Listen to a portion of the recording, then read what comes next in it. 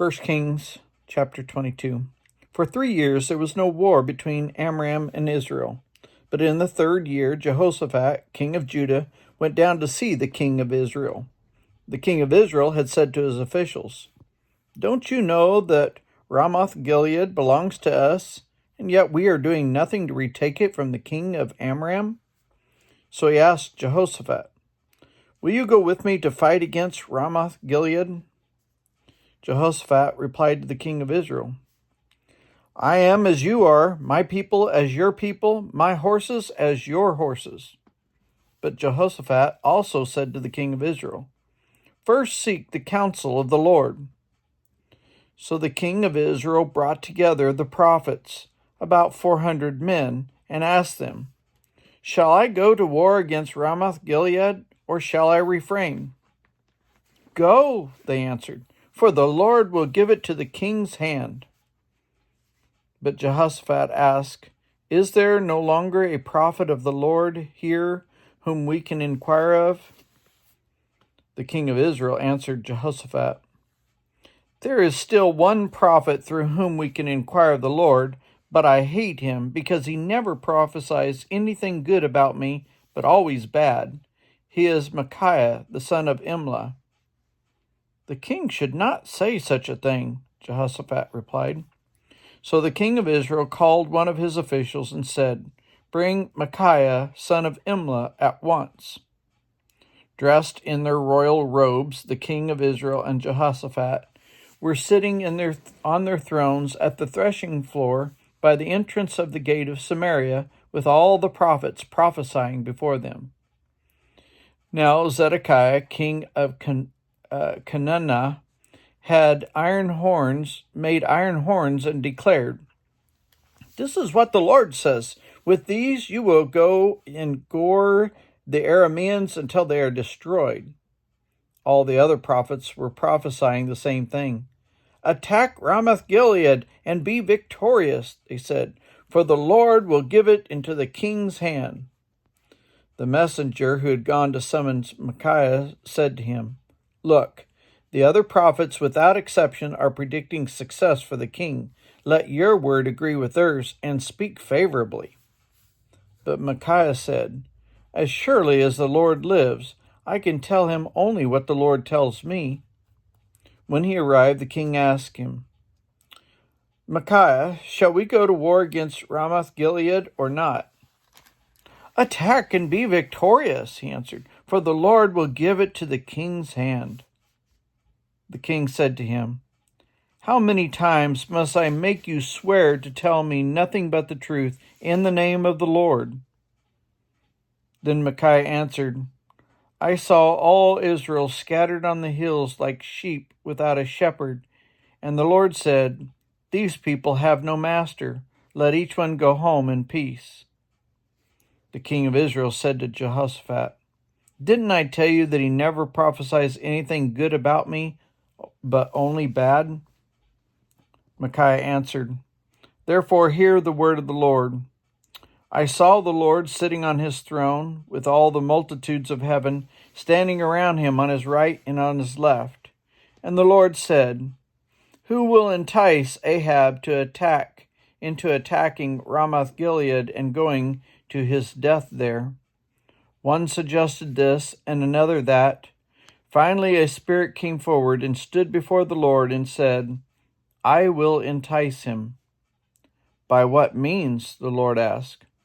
'I will go out and be a deceiving spirit in the mouths of all his prophets,' he said. 'You will succeed in enticing him,' said the Lord. 'Go and do it.' So now the Lord has put a deceiving spirit in the mouths of all these prophets of yours. The Lord has decreed disaster for you." Then Zedekiah, son of Canaan, went up and slapped Micaiah in the face. "Which way did the Spirit from the Lord go when he went from me to speak to you?" he asked. Micaiah replied, "You will find out on the day you go hide in an inner room." The king of Israel then ordered, "Take Micaiah and send him back to Amon, the ruler of the city, and to Joash, the king's son, and say, This is what the king says. Put this fellow in prison and give him nothing but bread and water until I return safely. Micaiah declared, If you ever return safely, the Lord has not spoken through me. Then he added, Mark my words, all you people. So the king of Israel and Jehoshaphat, king of Judah, went up to Ramoth-Gilead. The king of Israel said to Jehoshaphat, I will enter the battle in disguise, but you wear your royal robes. So the king of Israel disguised himself and went into battle. Now the king of Aram had ordered his 32 chariot commanders, Do not fight with anyone small or great except the king of Israel. When the chariot commanders saw Jehoshaphat, they thought, Surely this is the king of Israel. So they turned to attack him. But when Jehoshaphat cried out, the chariot commander saw that he was not the king of Israel and stopped pursuing him. But someone drew his bow at random and hit the king of Israel between the sections of his armor. The king told his chariot driver, Wheel around and get me out of the fighting. I've been wounded. All day long the battle raged, and the king was propped up in his chariot facing the Arameans. The blood from his wound ran onto the floor of the chariot, and that evening he died.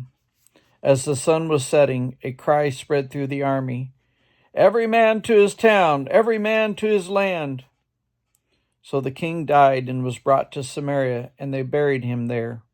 They washed the chariot at a pool in Samaria, where the prostitutes bathed, and the dogs licked up his blood, as the word of the Lord had declared.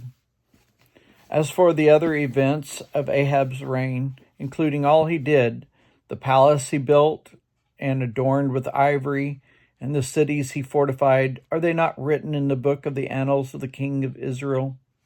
Ahab rested with his ancestors, and Ahaziah his son succeeded him as king. Jehoshaphat, son of Asa, became king of Judah in the 4th year of Ahab, king of Israel. Jehoshaphat was 35 years old when he became king, and he reigned in Jerusalem 25 years. His mother's name was Azubah, daughter of Shilhi. In everything he followed the ways of his father, Asa, and did not stray from them. He did what was right in the eyes of the Lord. The high places, however, were not removed, and the people continued to offer sacrifices and burn incense there. Jehoshaphat was also at peace with the king of Israel. As for the other events of Jehoshaphat's reign, the things he achieved and his military exploits, are they not written in the book of the annals of the kings of Judah? He rid the land of the rest of the male shrine prostitutes who remained there even after the reign of his father Asa. There was then no king in Edom, a provincial governor ruled. Now Jehoshaphat built a fleet of trading ships to go to Ophir for gold, but they never set sail. They were wrecked at Ezion-Geber. At that time Ahaziah, son of Ahab, said to Jehoshaphat, Let my men sail with yours. But Jehoshaphat refused. Then Jehoshaphat rested with his ancestors and was buried with them in the city of David his father. And Jehoram his son succeeded him as king. Ahaziah, son of Ahab, became king of Israel in Samaria in the 17th year of Jehoshaphat, king of Judah, and he reigned over Israel 2 years. He did evil in the eyes of the Lord, because he followed the ways of his father and mother, and of Jeroboam, son of Nebat, who caused Israel to sin. He served and worshipped Baal and aroused the anger of the Lord, the God of Israel, just as his father had done.